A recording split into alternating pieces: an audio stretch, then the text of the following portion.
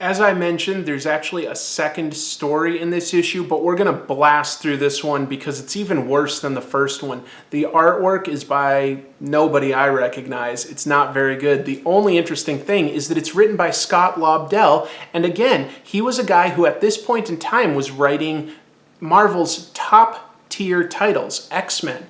Why is he doing this? Maybe there was a big payday in it?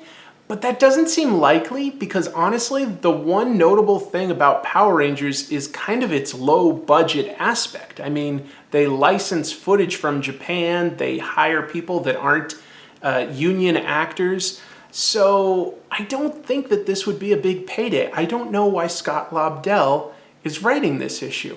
Anyway, let's blast through it. We just start this one out with the Power Rangers already fully suited up, just sort of making an action pose splash page in panel 1 that's useless. On the next page, it's a double page splash. So again, like, not many panels. We've got 2 panels so far. A hologram of Lord Zed is there for some reason. That's nothing I've ever seen him do before on the TV show. But again, if we've never seen the TV show, we wouldn't know that.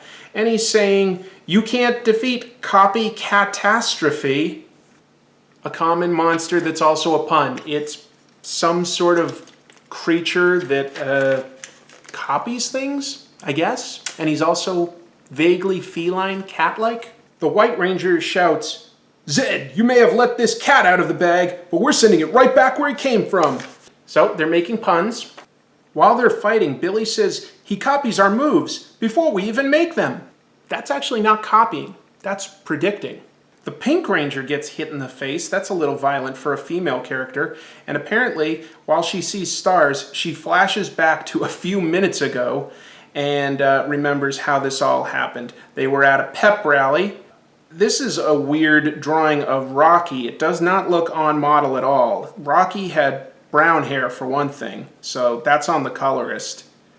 But he didn't really look like that either.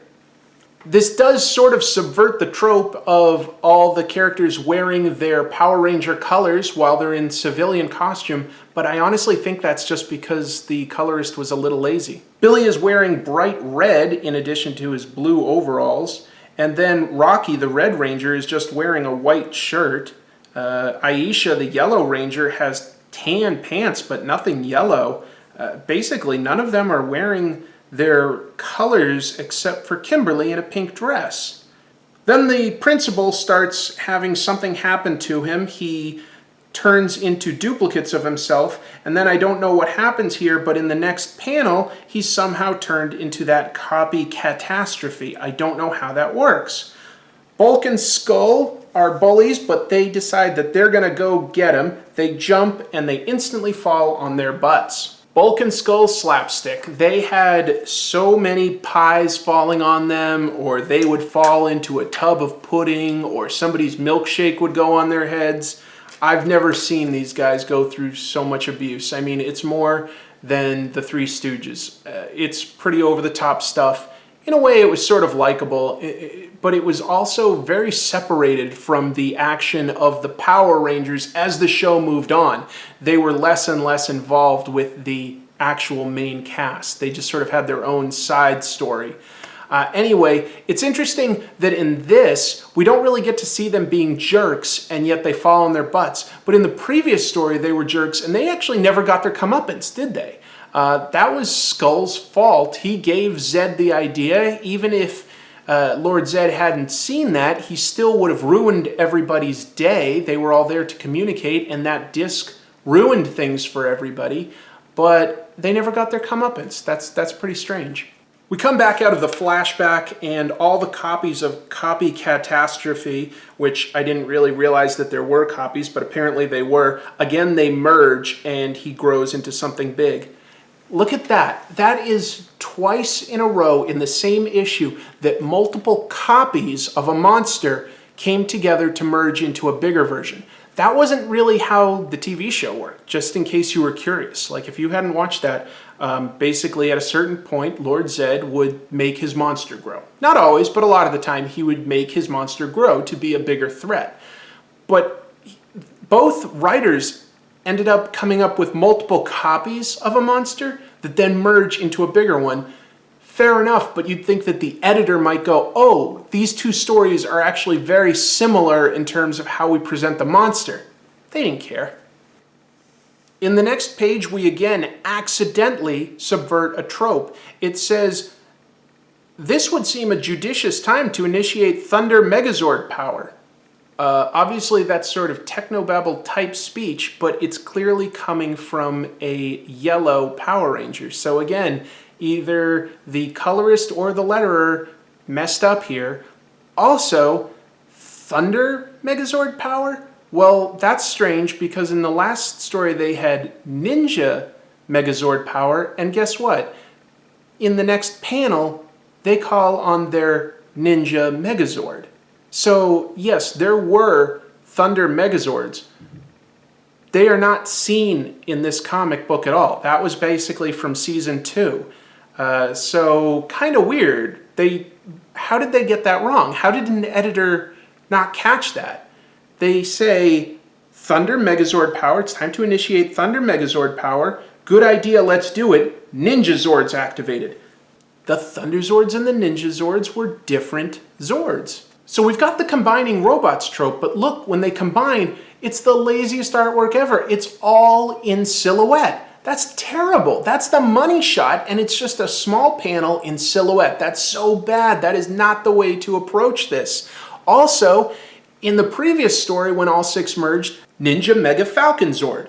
But here, they call it the Ninja Megazord. No mention of the Falcon, but the Falcon is clearly in the previous panel. The White Ranger who controls that is clearly in the cockpit. It's just lazy. We get yet another 2-page spread. I don't like it in general when artists do this. They draw a 2-page spread sideways. Means you have to flip the comic. It's not something that's bad or a no-no. I just personally don't really care for that. Also, I don't think that this is a great use of 2 pages to show these 2 monsters fighting. I love the idea of the low-angle shot looking up at the monsters to provide a sense of scale and power. That's a good idea, but in practice, it looks like the Ninja Falcon Megazord is just some sort of ape-faced chunk of blocks taking a poop. I mean, he's got lightning shooting out of his butt. It's very awkward. It's very awkward.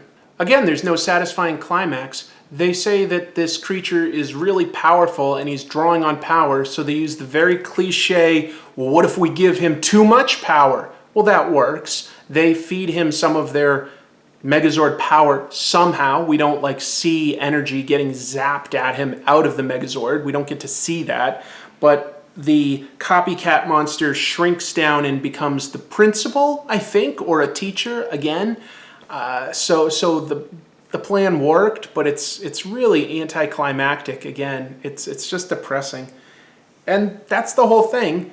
The final panel is the Red Ranger and Blue Ranger hugging it out like buddies. Again, a coloring mistake because the Red Ranger has yellow on half of his body. And the Red Ranger says, I guess you proved that brains are pretty important after all. Well, no one ever said that they weren't important. And the Blue Ranger says, the most important thing is that we work together as a team. Well, there's learning a lesson, and then there's writing it so plainly that you could read it a mile away. So that's the whole story, but I wanted to point out one more interesting thing about the art, but I can't call it a mistake. If you look at the way the Power Rangers are drawn in this issue, you'll see that on their chest, they've got a symbol. They've each got a gold circle with their animal symbol represented. Well, the actual Power Rangers on the TV show never looked like that. But this was a decision by Saban, the company that controlled the U.S. Power Rangers. This was a decision to make their toys and other branding initiatives look like this. Maybe it has to do with a trademark. I'm really not sure why they decided to create a different look for the existing characters. But this is sort of the way that they looked in the Power Rangers movie. They had the emblems on their chest, although there they also had armor, and the way they're drawn in this comic, it's clearly the spandex like on the TV show. Also, the TV show would have like 50 episode long seasons. So you'd see that version a lot more than this version with the symbol on it. Just sort of an interesting, I don't know why they decided to do that, but it's something that they did. Also worth noting, Zordon does not figure into this story at all. I mean, talk about useless. He's, nope, that's okay. We've seen enough of you. Thanks, that's good. So yeah, Zordon, kind of a useless character in my opinion. I understand why they needed a base. I would love a mentor that interacted with them more. Now that is something that later versions of Power Rangers did. They had mentors that would sort of interact with them more and train them and teach them, etc. Zordon, I never really got that much out of him.